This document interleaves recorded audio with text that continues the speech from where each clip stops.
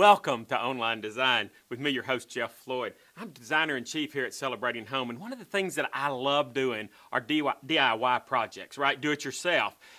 So many times we believe that those projects are involved taking down walls and painting an entire room and building a table and doing all these things that are overwhelming to us. But truly, some of my very favorite DIY projects are just very simple, small, creative projects that you can do in an afternoon or just a couple of hours even. And one of them that I'm just on fire about today, that I am excited about at this time, is this idea of three-dimensional scrapbooking. With the onslaught of lanterns in our market today, it's gone far beyond just candles in the lanterns, which I think is beautiful, and a great way to decorate is just bringing those candles into the lantern, which, what does that do? It just gives importance to the candle. It makes it a centerpiece or whatever. Well, one thing that I really enjoy doing is creating these three-dimensional scrapbooks within lanterns. I've seen this done in many ways and very creatively done. And I want to show you a few that I've done today and tell you kind of what that's doing. The first one that I'm doing today is, my wife, Susan, as you know, works here at Celebrating Home. She has these wonderful boxes of memorabilia that she has kept for years and years and years. Well, what I did was I snuck up in the attic and grabbed a single box out of the attic and decided, why not today pull all of that out of the attic and put it on display in our home? And that's what this is all about today. This box, this three-dimensional scrapbook that I'm doing today is all about Susan and her growing up, her life today, our family, all of that put together within this box. And I think she's going to love it. It's a surprise to her. I've started with the window pane lantern. It's a perfect piece. The one thing I like about it is because it opens on the end so that it's easy to work pieces in there, as you'll see. I've started with a couple of Raggedy Ann books. These Raggedy Ann books were actually her mom's books that her mom read every day. Then her mom read them to Susan every day. So you can see immediately how this emotionally connects to Susan and what she's going to like about it. I've put some elevation in the bottom. I've used a book that, and then a box that says Martha Washington candies. This is funny because this is actually something that Susan and I bought one time when we were just in a thrift store somewhere that was, I think, 50 cents or whatever. And we said, oh, isn't that a cool looking piece that we can use as elevation sometime in our decor? So we just had that. We'd never used it. So I used that for the elevation.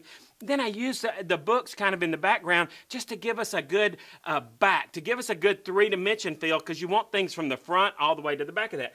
Then I'm just going to slip in. I love this photograph of Susan and her brother from a Christmas way back in the late 1960s.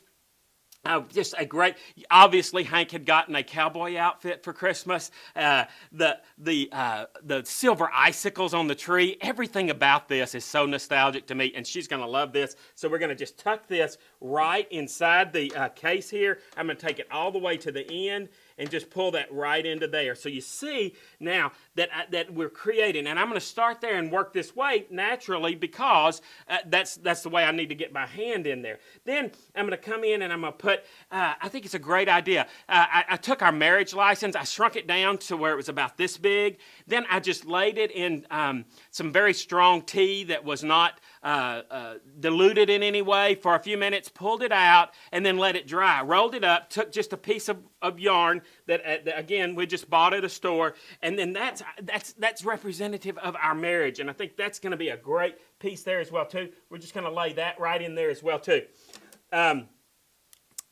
Laura, our daughter, has always been creative. She's fun to watch and see, and she's working in a retail store here in Marshall now that's just and does an incredibly creative job. But these are a couple of her first paintbrushes that she had when she first started painting way back when she was just a little girl. So I grabbed those, and we're just going to lay those across. Again, there's no right or wrong way to do this. Let's take one and just kind of lay it right in there, and one kind of across that way.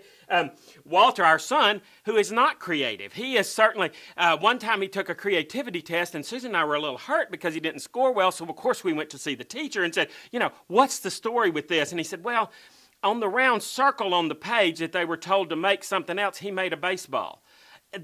that's the kind of his personality. He's very black and white, but this is a piece of pottery that he made one time in a Cub Scout fair that he was in. And what a prized possession this is that's just been sitting on our shelf, but now we're putting it in this shadow box and creating this wonderful idea that it is important then. So we're adding that to it.